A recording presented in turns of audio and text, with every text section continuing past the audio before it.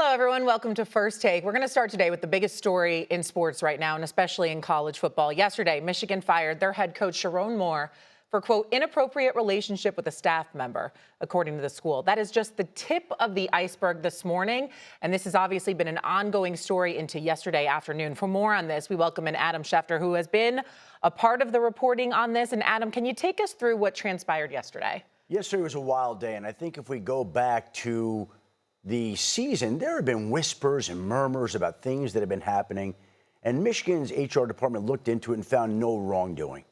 Now, clearly something transpired here this week that changed things, that changed the equation to lead Michigan to fire Sherrone Moore with cause and to say that he had an inappropriate relationship with a staffer. That leads to a series of events yesterday that culminates with him showing up somewhere and him being detained in the Washington County jail. Now, we've heard Michigan's side of this. It feels like he had an inappropriate relationship with a staffer. What we haven't heard yet is Sherrone Moore's side of this, and he gets his say into this particular situation as well. And I do know that he felt like people had it in for him for an awful long time there while he was at Michigan. He felt like there were people who were out to get him. So all of these things can all be true. It's possible that, yes, Michigan does have evidence that he had an inappropriate relationship with a staffer. And it could be that Sherrone Moore is right, that people had it in for him. But the whole situation itself is just sad and tragic, because now we have a individual who had his professional life, his personal life completely upended. We have a school with a bunch of players who don't have a coach to turn to right now. We have a school in search of a program, a new coach to lead forth that program. There are a whole host of things that have transpired here that have led this to be a completely surreal, wild situation that if you heard about it, you wouldn't believe it because it almost seems made up. Adam, thank you for the information. Number one, when we talk about a staffer, are we talking about somebody that's in a subordinate position, number one? Number two, how long has this investigation been going on? The way it came out, a lot of people are acting like it's something that Michigan just found out, but there are other reports that were saying that it was an ongoing investigation where discovery ultimately came about over the last few days. What can you tell us about that? Well, my understanding, again, is there had been talk and whispers about this for weeks, if not longer. This is not something that surprised a lot of people around the Michigan football program. This is not something that surprised a lot of people. If I'm hearing about it weeks ago, then other people are hearing about it. Now, again, my understanding is that HR looked into it weeks ago, and HR was unable to corroborate any of the claims that people had made or any of the accusations that had been levied. Again, yesterday, Michigan makes the decision to fire him with cause. The first black head coach in school's history, a man who had been a part of the national championship team a couple of years ago, a man who was viewed as a leader, who they gave a 5-year contract worth $5.5 million a year to. They made the decision this week to fire him with cause and to put out there that he had an inappropriate relationship with a staffer. You don't do that unless you feel like you have irrefutable evidence in the eyes of the university. Something changed this week where something or somebody came forward to the school and presented evidence that changed the school's mind and caused it to act the way that it did. Schefter, when you say any credibility whatsoever to the, I don't want to use the word conspiracy theorist, but any credibility whatsoever to the notion that Michigan wasn't necessarily high on him before this incident took place. And obviously, you know, a buyout is only about $14 million, so I can't imagine that that's a big deal. But I'm wondering how they were feeling about him before all of this stuff unfolded. What can you tell us about that? I believe that he had key support in the positions and places that mattered. I believe that this evidence that was uncovered here resulted in the situation unfolding the way it did. Now, again, I want to be very clear, Stephen A. This is the Michigan version, and Sherrone Moore is entitled to his version. And I think he would agree with what you're saying, that there were people out to get him. I think he actually definitely would agree with that and has felt that way as a coach at the University of Michigan. But I think in this particular case, both things can be right. There were people that were out to get him, perhaps, and he was made to feel a certain way. And there was evidence that turned up that implicated him in the school's eyes, that led the school to act the way that it did. I think in this case, both things actually can be true. All right. Look, there's a lot of layers to this story at this point, and if you have the internet, you know there are other questions to it as well. Those will come out as they may. We're going to stick to the facts and what Adam Schefter is reporting to us here on First Take. And so let's bring in Ryan Clark and Paul Finebaum here into this conversation. RC, I know you wanted to ask Adam something. Go ahead. Yeah, when you said Sherrone Moore will have his opportunity to tell his side of the story, what do you mean by that, Adam? Well, he has his version of how these events transpired. He has his version of thinking that people were out to get him. He has his version for the way this unfolded. He has his version of that relationship with that staffer where the school says it was an inappropriate relationship, that the school clearly feels like it has evidence to prove that that's the case. It wouldn't just go, I don't believe, and fire him for cause if it didn't have some sort of smoking gun. But again, Sherrone Moore is allowed to say, hey, you say this, but this is what happened, and this is my version of the story. I don't know how he would respond to that and what evidence he has that that is not true, but clearly the school feels like it has overwhelming evidence that it was left no choice but to make this decision. I'm just a little bit confused. It may very well be true that everyone was out to get him or some of the people were out to get him, but that doesn't change the facts of the story as the school sees them. And the HR did not find whatever they did not find, but the HR is actually not the FBI. They eventually found something. So I'm trying to understand how two things can be true.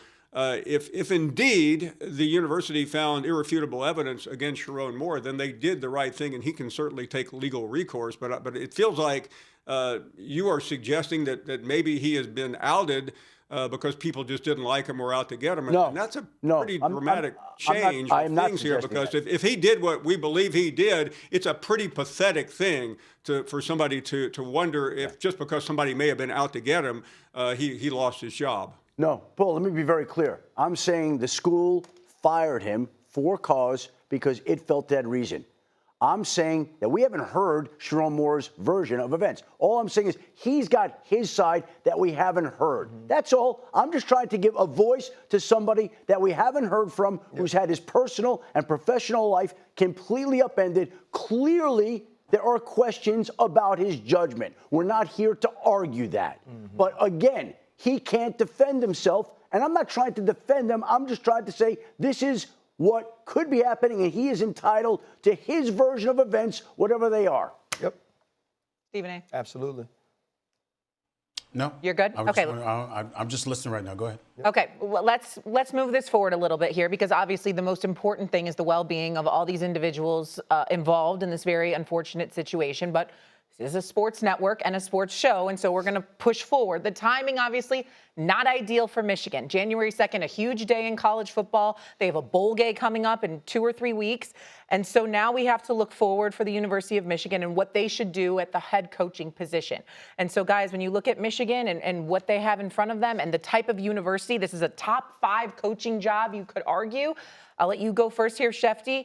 Is there a short list, a long list here in terms of head coaches that could possibly find their way to Ann Arbor? Well, first of all, the school has an interim president, so we have to figure out exactly who's leading the search. I would think that Ward Manuel, the AD, would have a big voice here, but that still has to be determined and established. And then I think it's Michigan. So it's one of the great jobs in all of college football, in all of sports. I would think it would attract the attention of a lot of different people. And I know, and Paul can address this better, his college football universe, not mine. Some people say the timing is of the essence. I would say it's more important to make sure that you get the timing right. And I would say that in the free-for-all world of college football, anybody is now game, contract or not. We've seen enough examples of that. So Michigan can sit back and figure out who it identifies as a leading candidate for this job. I think you can come up with any name imaginable, apply them to the university, and think, well, if Michigan's interested, there might be some mutual interest in most cases. Polly?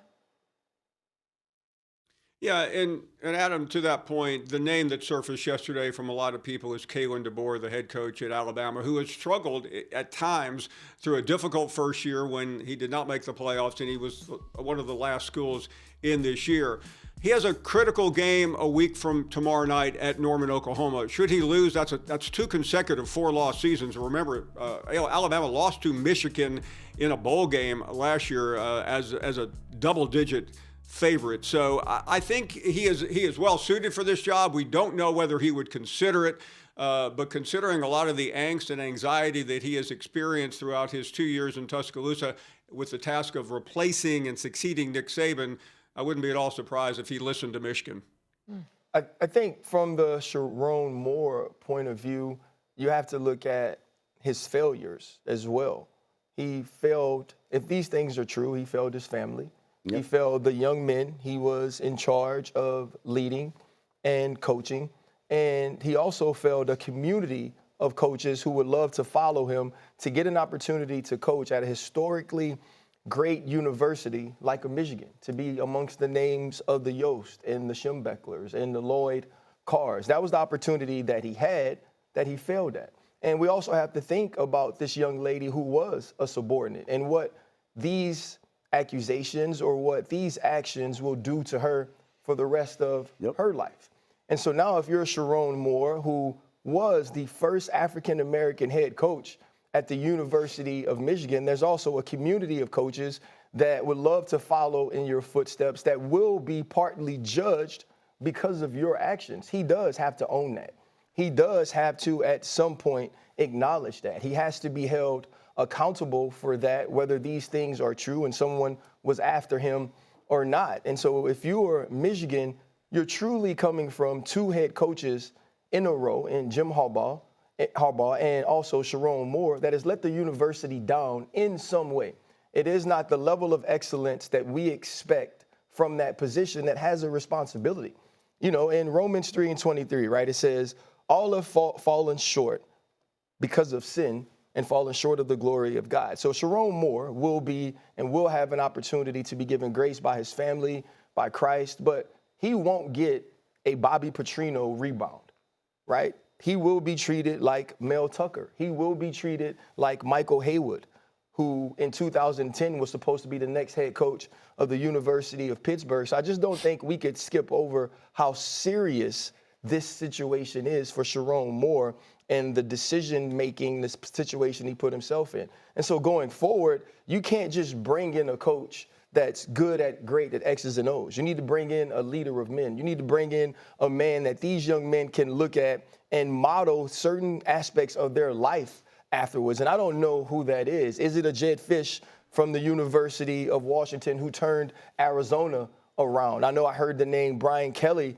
being floated. He absolutely should not be the next head coach of Michigan. From everything you see of Kalen DeBoer, even if he's not winning the amount of games you want him to win at Alabama, he carries himself in a way where that is someone I would want my son to play for. And I think when you're looking at finding this next head coach, it's not as simple as how many games can we win. It's who can change the perception of the sort of person we are picking to lead young men into the next chapters of their lives. Sherrone Moore has been married since 2015. Sherrone Moore's first child was born in 2019. He has daughters, and he's in the news because of this today. My heart goes out to his family, his loved ones, who are being subjected to this kind of stuff through no fault of their own.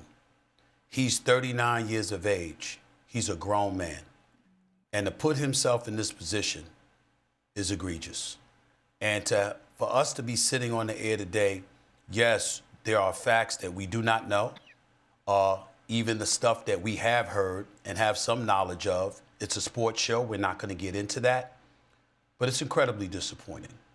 To be the first black coach as well, that's another angle that RC brought up. With a job like this comes incredible responsibility.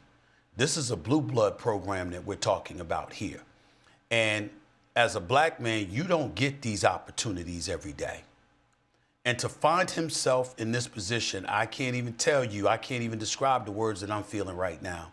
But it's really, really unfortunate, and I won't go any further than that. Having said all of that, it's not going to be that difficult to replace him in terms of his level of production. If you're Michigan, it should not be hard for you to go out and find somebody that can deliver a 17-8 record over 2 years, averaging 4 losses a year. Yeah, they won a bowl game against Alabama last year, and we got that part. And yes, they were 8-5 his first year, 9-3 this year. We got that part. But when they talk about Kalen DeBoer, whatever, it's very, very simple. If he's not happy at Alabama, sure, you could get him, because I, for one, ain't that happy with him at Alabama. It's huge shoes to fill succeeding Nick Saban. It's quite a different challenge to be succeeding Sherrone Moore. And that's the reality of the situation at this particular moment in time. But again, I'd harken back to, I meant 7-3 this season, you're right. But I want to harken back to what RC said. It's incredibly unfortunate that he finds himself in this situation. And if you go back and you read the details and stuff like that, it's incredibly alarming that this situation exists, but that this man in this position would find, as a coach at a blue blood program, would find himself in this kind of position. If, again, the allegations are true, it is incredibly egregious and irresponsible and immature on his part to find himself in this situation, and RC is absolutely right. You want this, you got that. No way, watch them walk right past you. Run fast while you have the chance. Don't speak loud.